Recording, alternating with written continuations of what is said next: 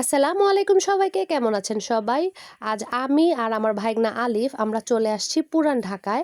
পুরান ঢাকায় হচ্ছে আমরা পটুয়াটুলির দিকে একটা মার্কেটে যাব, যেটার নাম সম্ভবত ইলিয়াস আলী মার্কেট ছিল। এখানে হচ্ছে ঘড়ি পাওয়া যায়। ফাইনালি আমরা চলে আসছি।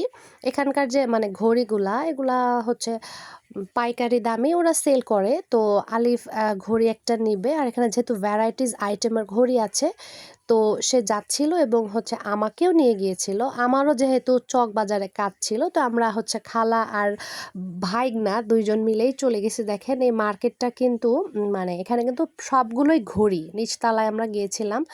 প্রত্যেকটাই হচ্ছে ঘড়ির আইটেম এখানে পাওয়া যায়। আলিফ দেখছিল ঘড়িগুলা আর আমি হচ্ছে ভিডিও করে নিচ্ছিলাম। ঘড়িগুলা কিন্তু বেশ সুন্দর, মেয়েদেরও ছিল, কিন্তু সমস্যা হচ্ছে আমার বেশ কয়েকটা পছন্দ হওয়ার পরেও নিতে পারিনি, কারণ এখানে কিন্তু হচ্ছে পিস হিসেবে সব দোকানে সেল করে না। ফাইনালি আলিফ এই ঘড়িটা নিল, আর হচ্ছে দোকানদার ভাইয়া হচ্ছে ওকে পরিয়ে দেখাচ্ছিল। এরপরে আমরা হচ্ছে চলে গেলাম চকবাজারের উদ্দেশ্যে। আমি আর আলিফ হেঁটেই রওনা দিয়েছিলাম, কারণ হচ্ছে যে পরিমাণ জ্যাম থাকে পুরান ঢাকায় আপনারা তো জানেন।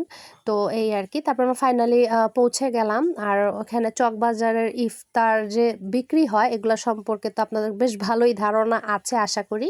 তো আমি যেতে যেতে একটু ভিডিও করে নিচ্ছিলাম নানান ধরনের ইফতারি, এবং হচ্ছে ফাইনালি আমি চলে আসছি আমার কাঙ্ক্ষিত ডেস্টিনেশনে। অনেকক্ষণ খুঁজতে খুঁজতে হচ্ছে এই দোকানটা আমি পেলাম।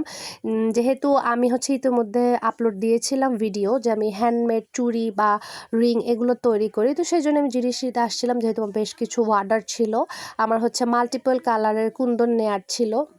তো প্রথমে হচ্ছে আমি নিয়েছিলাম চুড়ির বেস, তারপরে হচ্ছে যা যা যাবতীয় দরকার সুতা টুতা সব কিছুই নিলাম। নিয়ে হচ্ছে ফাইনালি খুব তাড়াতাড়ি করে আমরা এগুলো নিয়ে নিলাম। এরপর কারণ আমাদের হচ্ছে ইফতারির সময় হয়ে যাচ্ছিল, আলিফকে বললাম যে আমরা এখানে ইফতার করি না, সে বাসায় যে ইফতার করবে।